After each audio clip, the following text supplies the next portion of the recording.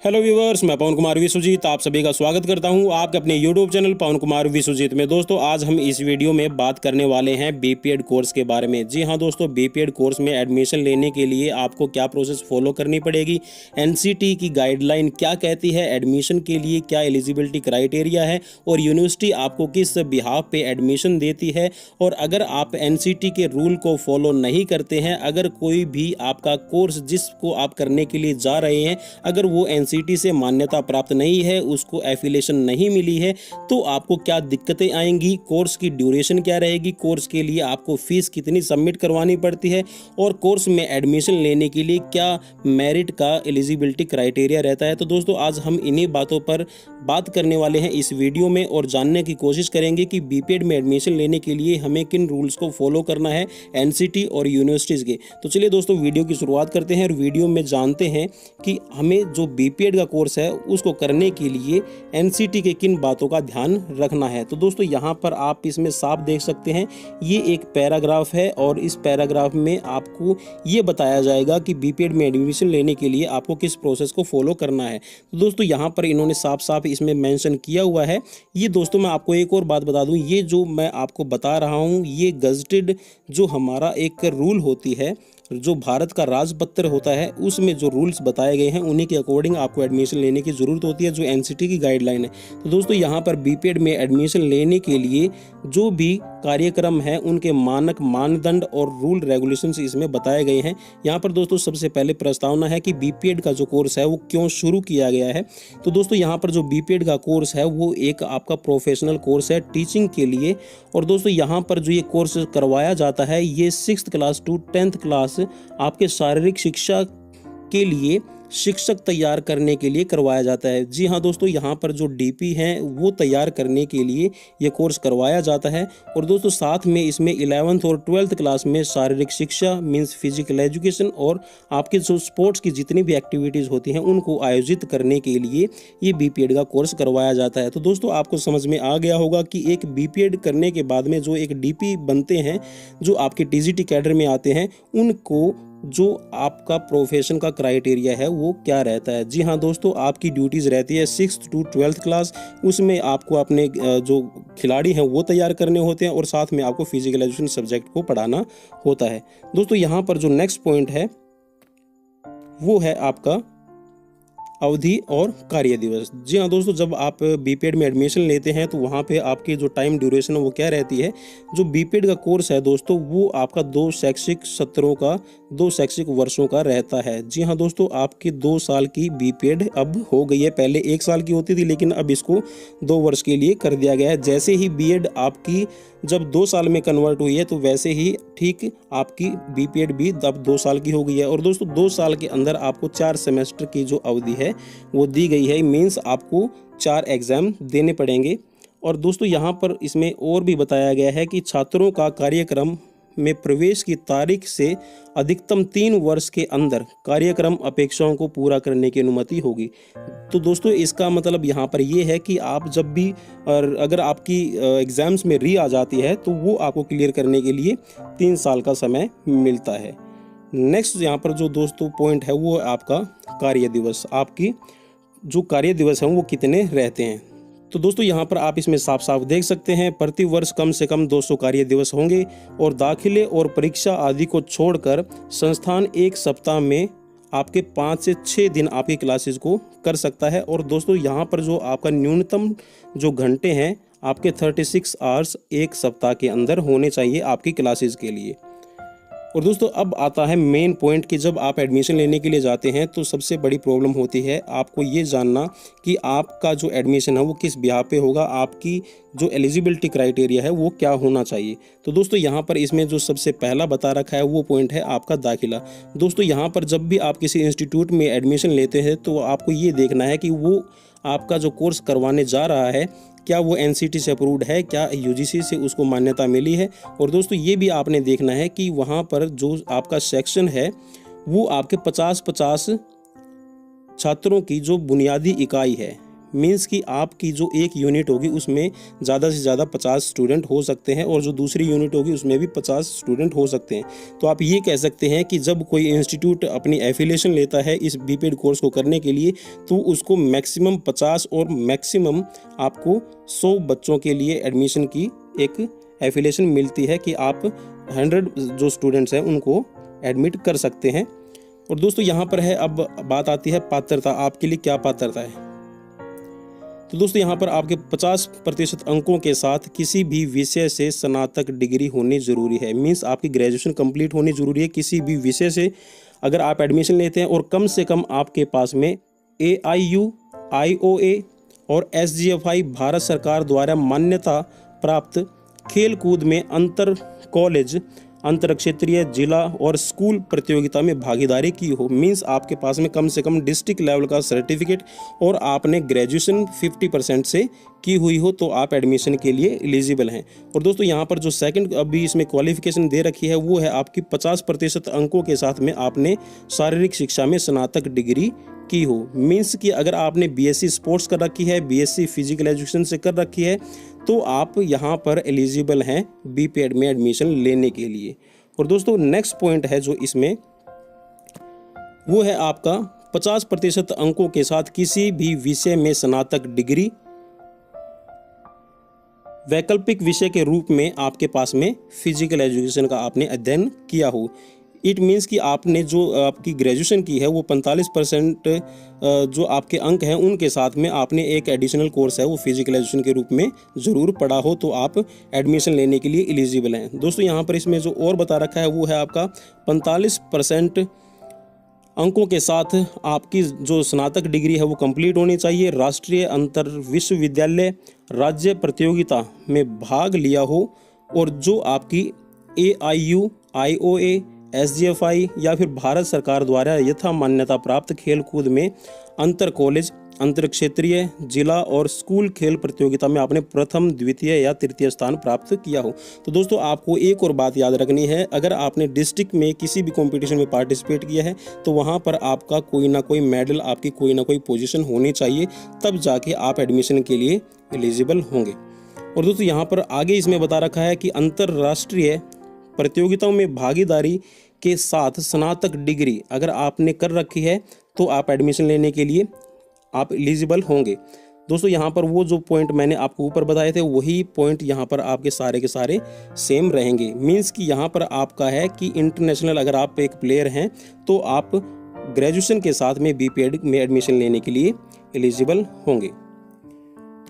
Next है दोस्तों इसमें 45% अंकों के साथ स्नातक डिग्री और कम से कम 3 वर्ष का शिक्षण अनुभव प्रतिनियुक्त सेवाकालीन उम्मीदवारों के लिए अर्थात प्रशिक्षित शारीरिक शिक्षक कोचेज के लिए ये एक मान्यता प्राप्त जो आपको कोर्स करने के लिए एक एफिलिएशन मिलती है कि आप अगर CPED धारक हैं और आप PTIs का कोर्स कर चुके हैं और आप गवर्नमेंट सर्विस में हैं तो आपको 45% अंकों के साथ में स्नातक डिग्री कम से कम आपकी होनी चाहिए और कम से कम आपके पास में 3 वर्ष का शैक्षणिक अनुभव हो तो आप बीपीएड में एडमिशन लेने के लिए एलिजिबल हैं और आप अपना बीपीएड का कोर्स कर सकते हैं। और दोस्तों यहाँ पर जो छूट संबंधी जो नियम बताए गए हैं, मीन्स कि अगर कोई आरक्षण का जो फ़ायदा उठाना चाहता है, जो रिजर्वेशन का फ़ायदा उठाना चाहता है तो यहाँ पर जो रूल बताया गया है आप उसको भी देख लीजिए। अनुसूचित जाति, अनुसूचित जनजाति, पिछड़े वर्गों PWD एवं अन्य श्रेणियों के लिए सीटों का आरक्षण केंद्रीय सरकार अथवा राज्य सरकार नियमों के अनुसार होगा। जी हाँ दोस्तों, यहाँ पर जो केंद्र ने जो आपको छूट दे रखी है और जो राज्य सरकार के नियम हैं उन्हीं के अनुसार आपको जो आरक्षण का फ़ायदा है, रिजर्वेशन का फ़ायदा है दिया जाएगा और आप एडमिशन के लिए एलिजिबल होंगे। अब है दोस्तों यहाँ पर प्रवेश परीक्षा। प्रवेश परीक्षा आपको कैसे करनी पड़ेगी और एडमिशन के लिए क्या प्रोसेस है, वो यूनिवर्सिटीज़ या फिर आपका इंस्टीट्यूट कैसे जो रूल अपनाता है उनके बारे में यहाँ पर इसमें साफ साफ मेंशन किया हुआ है। प्रवेश परीक्षा में लिखित परीक्षा आपकी हो सकती है, खेल दक्षता परीक्षा आपका हो सकता है, मीन्स कि आपका जो स्पोर्ट्स है उस स्पोर्ट्स से रिलेटेड आपका कोई भी एफिशिएंसी टेस्ट लिया जा सकता है। इसमें साथ में आपका जो फिजिकल फिटनेस टेस्ट है वो आपका होगा और उसके साथ में दोस्तों आपने जो पिछली डिग्री कोर्सेज के अंदर जो आपने अंक प्राप्त किए हैं और जो आपने लिखित परीक्षा दी है उसमें जो आपके मार्क्स होंगे उन्हीं के बिहाफ पे जो विश्वविद्यालय है वो आपका एक मेरिट लिस्ट बनाएगा और उस मेरिट लिस्ट के बिहाफ पे विश्वविद्यालय यूनिवर्सिटीज़ आपको एडमिशन देगी और आपको चयन प्रक्रिया के आधार पर एडमिशन दिया जाएगा। या फिर इसके साथ में राज्य सरकार का जो प्रशासन है वो अपनी नीति के अनुसार कोई अन्य भी जो अलग से कोई चयन प्रक्रिया है उसको भी अपना सकता है। अब दोस्तों बात आती है यहाँ पर फीस से रिलेटेड कि आपकी फ़ीस क्या होगी। तो दोस्तों कोई भी संस्थान है, यहाँ पर इसमें साफ साफ बताया गया है कि कोई भी संस्थान है वो आपसे एनसीटी के रूल रेगुलेशंस के तहत ही फ़ीस ले सकता है और यहाँ पर जो नियमावली बनाई गई है 2002 फीस लेने के लिए, उसी के तहत आपकी जो फ़ीस है वो आपसे चार्ज की जा सकती है। तो दोस्तों ये थे कुछ रूल रेगुलेशंस जो आपके लिए बहुत ज़रूरी हैं। अगर आप एडमिशन लेने के लिए जाते हैं तो आपको क्या क्या बातें याद रखनी है। तो दोस्तों यहाँ पर जो इसमें ये बताया गया है, ये सारी की सारी बातें आपको यहाँ पर इंग्लिश में भी मिल जाएंगी। और दोस्तों ये जो आपका गज़ट है, जो एनसीटी के जो रूल रेगुलेशन है वो मैंने आपको अभी बताए। और दोस्तों अब मैं बताने जा रहा हूँ कुछ यूनिवर्सिटीज़ के रूल रेगुलेशंस जिन्होंने अपने एडमिशन की प्रोसेस में फॉलो किए हैं। तो दोस्तों यहाँ पर आप इसमें देख सकते हैं कि बीपीएड कोर्स है, ये 2 ईयर्स का इसमें बता रखा है और साथ में यहाँ पर जो सीट बता रखी हैं कि कितनी सीटें होंगी, 50 सीटें यहाँ पर ये ले सकते हैं। एलिजिबिलिटी इन्होंने दोस्तों वही बता रखी है सेम। एजुकेशन क्वालिफिकेशन में आपकी बैचलर डिग्री होनी चाहिए in any discipline with at least 50% marks, having at least participation in inter college, inter zonal, inter district school competition in sports and games as recognized by the AIU, IOA, SGFI और government of India. तो दोस्तों यहाँ पर है ये आपका all India inter university, IOA, Indian Olympic Association, SGFI या फिर government of India, ministry of youth affairs and sports से आपकी वो जो आपने कोर्स किया है वो जो सर्टिफिकेट है वो आपका अप्रूव्ड होना चाहिए, तब आप एडमिशन के लिए एलिजिबल हैं। दोस्तों नेक्स्ट इसमें जो क्वालिफिकेशन क्राइटेरिया बता रखा है वो है आपका बैचलर डिग्री होनी चाहिए फिजिकल एजुकेशन में और आपकी 45% मार्क्स के साथ में ये होनी ज़रूरी है, तब आप एडमिशन के लिए एलिजिबल होंगे। दूसरा इसमें बता रखा है दोस्तों bachelor degree in any discipline with 45% marks and studied physical education as compulsory और इलेक्टिव सब्जेक्ट। दोस्तों यहाँ पर आपने कोई एडिशनल कोर्स किया हो या कंपलसरी सब्जेक्ट के रूप में आपने बैचलर डिग्री में वो फिजिकल एजुकेशन को पढ़ा हो तो आप 45% के साथ में एलिजिबल हैं बीपीएड में एडमिशन लेने के लिए। और दोस्तों यहाँ पर मैं आपको एक और बात बता दूँ, कुछ एक यूनिवर्सिटीज़ जो एडमिशन देती है, जैसे कि राज्य सरकार की जो नियमावली है, जो उन्होंने रूल रेगुलेशंस बना रखे हैं, उनके अकॉर्डिंग अगर किसी स्टूडेंट के पास में एनसीसी है और उसको एनसीसी में ए या बी सर्टिफिकेट लिया है और सी सर्टिफिकेट है और उसके साथ में सी सर्टिफिकेट के अंदर अगर उसकी ए या बी ग्रेड है तो वो भी आपका बीपीएड करने के लिए एलिजिबल होता है। ये कुछ एक यूनिवर्सिटीज़ ने अपने रूल रेगुलेशंस के अकॉर्डिंग ही छूट दे रखे कि एनसीसी कैडेट्स को भी वो एडमिशन देते हैं बीपीएड करने के लिए। नेक्स्ट है दोस्तों इसमें bachelor degree with at least 45% marks and having participated in national inter university state championship और secured first, second, third position in inter college, inter district, inter zonal और school competition in sports and games as recognized by AIU, IOA और SGFI and government of India. तो दोस्तों ये जो सारी की सारी कंडीशन है, ये सारी की सारी यहाँ पर जो एनसीटी की गाइडलाइन है उसी के तहत फॉलो की गई हैं। नेक्स्ट जो पॉइंट है दोस्तों इसके अंदर ये बता रखा है कि no sports game certificate will be considered for admission without its gradation issued from the directorate of sports and youth welfare of the state concerned in the case of inter-university participation in AIU position gradation verification issued by the Directorate of Sports of universities concerned can be considered। तो दोस्तों यहाँ पर इन्होंने ये साफ साफ इस बात के लिए मेंशन किया हुआ है, अगर आपने कोई भी ऑल इंडिया इंटर यूनिवर्सिटी या किसी भी गेम्स के अंदर पार्टिसिपेट किया है, अगर वो आपका सर्टिफिकेट वैलिड नहीं है तो आपको एडमिशन नहीं दिया जाएगा। यहाँ पर दोस्तों एक और इन्होंने बात बता रखी है, अब आप ये भी पढ़ लीजिए। Certificate of sports and games organized by Nehru Yuva Kendra, women sports festival, rural game and sports festival, panchayat and invitations tournaments will not be considered. तो दोस्तों यहाँ पर कुछ एक जो ऐसी फेडरेशंस होती हैं, कुछ एक ऐसे इंस्टीट्यूट होते हैं जो अपनी सोसाइटी को रजिस्टर करवाते हैं और उसके बाद में अपनी उन गेम्स की वो टूर्नामेंट करवाते हैं और बच्चों को सर्टिफिकेट दे देते हैं और उनको ये भी कहा जाता है कि आपका सर्टिफिकेट वैलिड होगा। तो दोस्तों ऐसी जो सोसाइटी रजिस्टर्ड आपकी एसोसिएशन होती है, अगर आप वहाँ से खेलते हैं तो उनका आपको कोई फ़ायदा नहीं मिलने वाला। दोस्तों जहाँ पर जो मैंने आपको ऊपर बताया था, आपको ये बात बड़ी ध्यान से रखनी है कि आपका जो सर्टिफिकेट है वो इन फेडरेशन से वैलिड होना ज़रूरी है। AIU, IOA, SGFI या फिर गवर्नमेंट ऑफ इंडिया, अगर इनसे वैलिड है आपका सर्टिफिकेट, इनसे एफिलेटेड है, आपने जो गेम पार्टिसिपेट किया है, तो आप एडमिशन के लिए एलिजिबल होंगे।